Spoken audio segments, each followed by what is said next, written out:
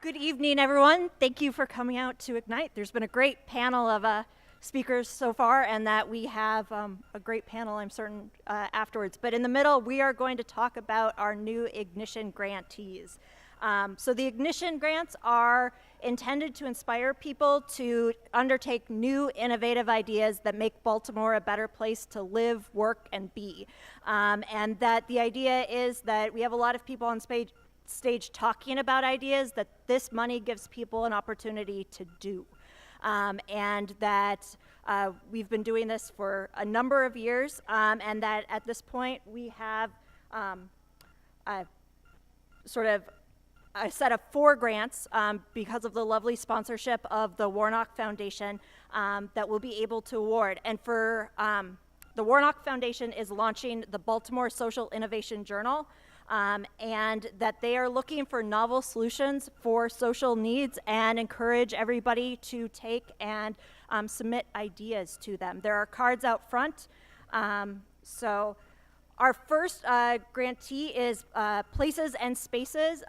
Kristen and Adrian are going to take and print a promotional resource for people who live in Baltimore and those visiting Baltimore to promote the sort of unknown or underknown cultural places in town. And so they'll be distributing this around Baltimore.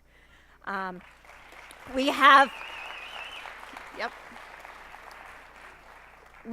Ping Pong in the Park that Mark Hartley and Roland Demon will be installing a permanent ping pong table in Wyman Park, Dell. And so people will be able to go out and play, and it sounds like from the location that they've picked that people will be able to see people playing as they go by. We have the Bamboo Bike Tour team, and that Kevin Gaffari of Charles North Cooperative Garden and Michael Thomas from the 7th Metro Church are going to work with middle school students to create bamboo bikes, and then they're going to do public tours around the Station North area of the art and other sort of interesting community things. And then Mike Renard is putting together a literary arts magazine for students that it'll be for Baltimore City middle school students and will feature work from students in Baltimore. So those are our 4 Ignition grantees. So.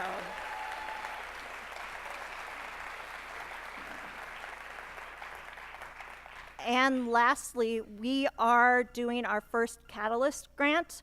That this is a $3,000 grant to a former Ignition grantee who has gone on to sort of develop their program. And we are giving it to Mother Maid, who is now works with low-income women to help them become entrepreneurs and learn how to develop businesses, and is now over providing sort of skill shares from Liberty Elementary School and their new rec center. So those are our grantees.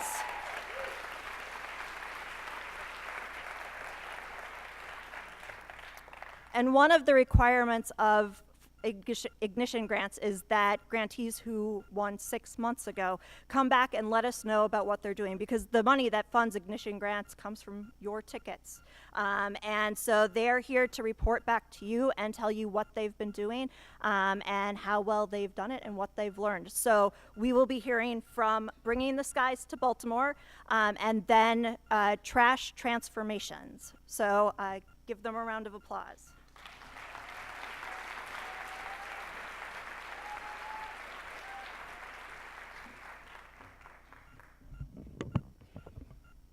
Hi, everybody. I'm Alex Greenbaum. I'm a graduate student at Johns Hopkins in physics and astronomy. And about a year and a half ago, a bunch of grad students came together to have an organized outreach initiative. And I'll tell you a little bit about this project funded by the grant, Bringing the Skies to Baltimore. So most of our projects start out with a good idea. And Kevin had this idea to train students in planetarium software so we could give planetarium shows and talk about the night sky. And the software is free through Worldwide Telescope. You can find them at worldwidetelescope.org. Around the same time, we came to Southwest Baltimore Charter School's 5th grade class, and we during their space section, and we talked to them about space. We were invited to come, and the kids were great. They asked great questions. We built spectrographs with them, and we talked about the scales of the solar system. And they were really engaging, and we had such a great time, and we wanted to come back. And we heard about the Ignition Grant, and we applied to build them a planetarium under that idea, and we got the grant. So that was really great. So first order of business was shopping, of course. Even the Home Depot staff were excited. And we got to work. People of varying expertise came together, other grad students and other volunteers as well, and the pieces literally started to fit together, and so it was really nice. It was nice to get this group of dedicated volunteers spending their extra time on the weekends, etc., putting this thing together, cutting, drilling, assembling, all what you can imagine. Our motto was measure once, cut once, measure again, and cut a few more times. But even with a few hiccups, we managed to put together a structurally sound thing. And everybody really wanted to get involved. A lot of people helped out with this project, and we're really excited about this project. And so here you have it. Here's our prototype planetarium from the outside. And we know how to build one. And when the students start their space section at the midwinter, we will build them another one for them to keep, and we'll hold shows for them. Sorry, one more back. And this one we're keeping to take down and put up for traveling planetarium shows during our physics fair that we hold in April, and any other time that we want to bring this and give a planetarium show anywhere else. And we're bringing the skies to Baltimore. We're even bringing the cosmic microwave background to Baltimore. That's what's projected on the dome here. So look us up. We're on Facebook and Twitter right now, but our website is coming soon, I promise. We want to know what projects you have for us, what other outreach we can do. So feel free to contact us. Thanks.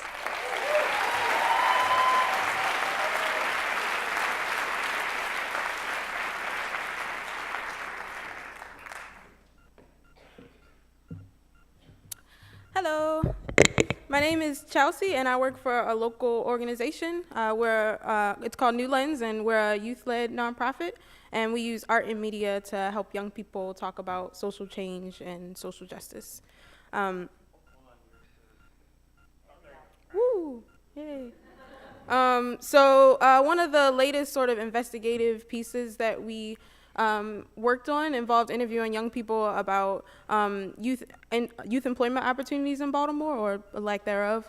And many of them, upon interviewing them, we found that many of them were actually sort of creating their own youth employment opportunities. And that could be anywhere from selling water on MLK to Martin Luther King Boulevard, or doing hair, or making music.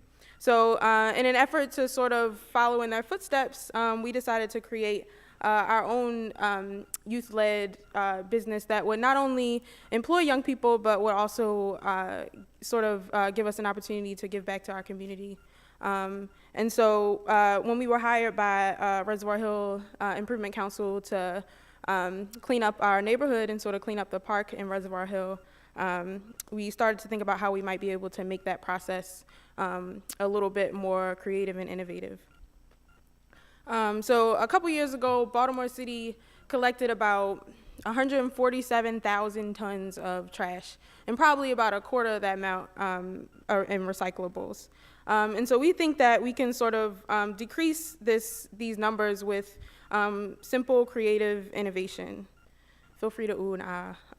And so we think that we can do this by using sort of the recyclable materials that we found in the park, or that people might typically throw away, to create things like accessories or other things that you would use on a daily basis.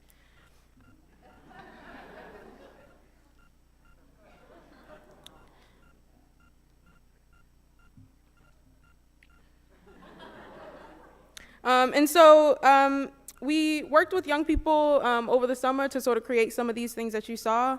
And then we sort of started to ask ourselves how we could take these sort of smaller projects and turn them into something larger. And as most Baltimoreans know, vacant lots are often overlooked, and they sort of become dumping grounds. And so this is one that's in our neighborhood, and we're working with our local neighborhood organization to sort of turn it into a park. And so what you saw in the last picture, I'm sorry, was young people stuffing plastic bottles with sand and or dirt so that we could use them as bricks to build something special for that, a special entryway for that space. And so here's an example of what this looks like in other countries, which is where we sort of got the idea from. And so thanks to Ignite, we were able to sort of design our own example of this bottle brick structure wall for that park, and we're able to get all the other materials, the non-recyclable materials that are necessary to build this. And it's currently being built, and will hopefully be ready at the October Harvest Festival in Reservoir Hill on October 13th.